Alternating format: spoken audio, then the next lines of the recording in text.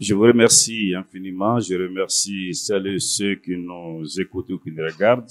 Je m'incline bien évidemment sur la mémoire des martyrs de la Révolution de 1991 et de toutes les victimes des problèmes que notre pays traverse depuis de longs moments. Le 26 mars ne devrait surtout pas être assimilé à une simple date. Il va au-delà. Le 26 mars est à la fois un aboutissement, mais aussi une nouvelle quête.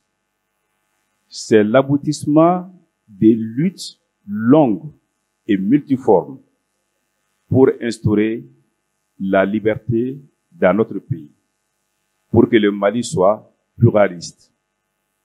Mais la liberté n'est pas une fin en soi. Il s'agissait là aussi de travailler pour un mieux-être individuel et collectif. Cette lutte a été portée par des entités, des personnalités sous l'appellation de mouvement démocratique. Ce mouvement démocratique qui s'est constitué dans la foulée des luttes commencées, structuré en 1990, est arrivé aux affaires le 26 mars 1991, a géré une transition de 15 mois et le 8 juin 1992 a transmis le pouvoir à un président élu. À partir de ce moment, le mouvement démocratique n'était plus aux affaires et n'est plus comptable de ce qui s'est passé au Mali depuis le 8 juin 1992, où notre pays a été géré par des régimes successifs. La mission du mouvement démocratique était principalement d'instaurer, de mettre en place les fondements d'un État démocratique. Cela a été fait de la meilleure des façons. Et là, le mouvement démocratique a parfaitement rempli sa mission. La démocratie est le meilleur des systèmes politiques. Les seules alternatives qui existent à la démocratie, c'est la dictature et c'est le populisme. Ceux qui ont vécu sous la dictature savent de quoi je parle. Le populisme, pour moi, dans les deux cas, on ne va nulle part. Le modèle démocratique, par conséquent, ne peut en aucun cas être mis en cause. Par contre, est-ce que le modèle implémenté ici a donné tous les fruits que l'on escomptait? Est-ce qu'il est parfait? Je pense que non. Il est adapté, mais il est perfectible. On doit aujourd'hui réfléchir, et c'est ce qui est en cours, sur comment incruster certaines de nos valeurs culturelles, économiques, sociales et même culturelles. Tout cela me semble important. Mais une autre chose, c'est que il est clair que des hommes ont échoué. Ont-ils trahi? Se sont-ils trompés?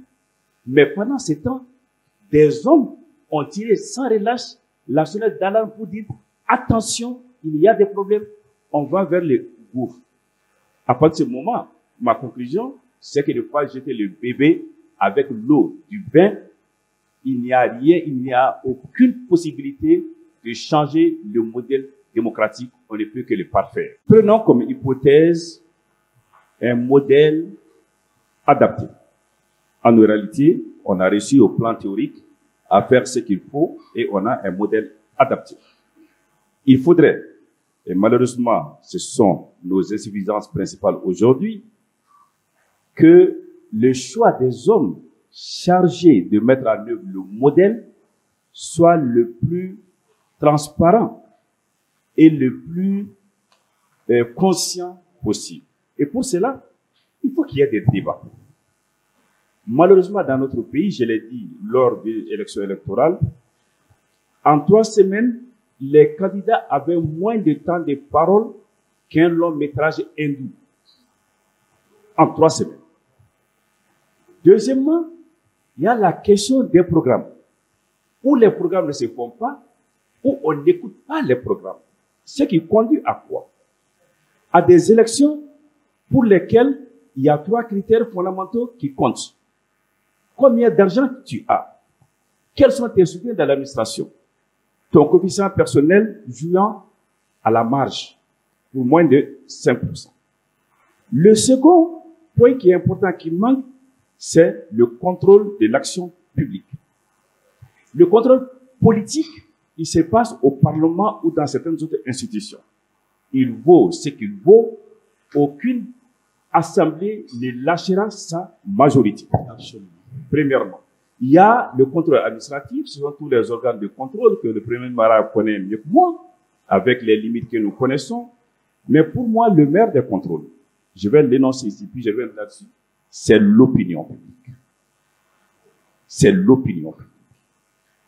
Et les insuffisances qu'on vient de dire conduisent à quoi?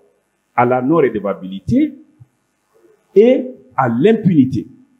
On vole comme on veut, on écarte, on ne rend pas compte et il n'y a aucune sanction.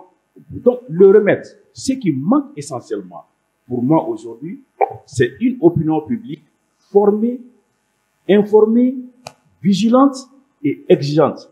À ces prix, quand il y a des dérives, quand il y en a, parce que quand l'opinion publique est là, les dérives sont difficiles. Quand il y en a, on est tout de suite remis dans les droits chemins. Et si on ne les prend pas aux prochaines élections, on les remercie. Et ceux qui peuvent mieux faire, viennent. Donc, le modèle, on peut l'améliorer avec comme outil principal, avec comme médication principale, une opinion publique qui joue tout son rôle. Je devrais dire que je suis un acteur politique, clairement assumé. Mais il ne me viendra jamais à l'esprit de dédouaner les hommes et les acteurs politiques de l'échec de la gouvernance dans notre pays. Quand on regarde ce qui s'est passé, les retournements de veste, les promesses oubliées, les trahisons, les coups bas, c'est énorme. C'est vrai. Mais la responsabilité de la classe politique n'est pas exclusive d'autres responsabilités. C'est à tort qu'on dit que la classe politique a échoué au Mali et qu'elle est responsable de la situation du Mali actuel. Ce qui a échoué, c'est la gouvernance. Ce qui est en cause, c'est la gouvernance. Et quand on parle de gouvernance au Mali, rappelons-nous que de 1968 à aujourd'hui, la classe politique a gouverné avec la société civile. Les militaires ont gouverné avec les civils. Les jeunes ont gouverné avec les aînés. Et là-dessus, à l'exception d'Ibrahim Boubacar Keïta, tous les présidents du Mali avaient entre 32 et 42 ans.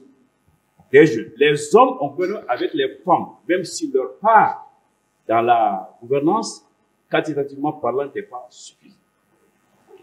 Donc, c'est cette gouvernance qui a échoué. Pour autant, je ne dis pas que nous sommes tous coupables ou que nous sommes tous responsables. Moi, je considère que cette question, c'est la pire, je ne dirais pas de lâcheté, mais des mauvaises analyses. Il faut que les responsabilités soient individuellement situées. On sait qui a fait quoi dans ce pays. Il faut passer les gouvernants à ce que j'appelle le scanner politique. Que les maladies de chacun soient connues.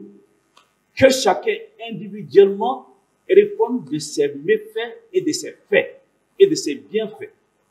À partir de ce moment, sur la base de 3 critères très clairs pour moi, le patriotisme, l'intégrité, la compétence, on peut retrouver ceux qui sont capables de redresser ce pays.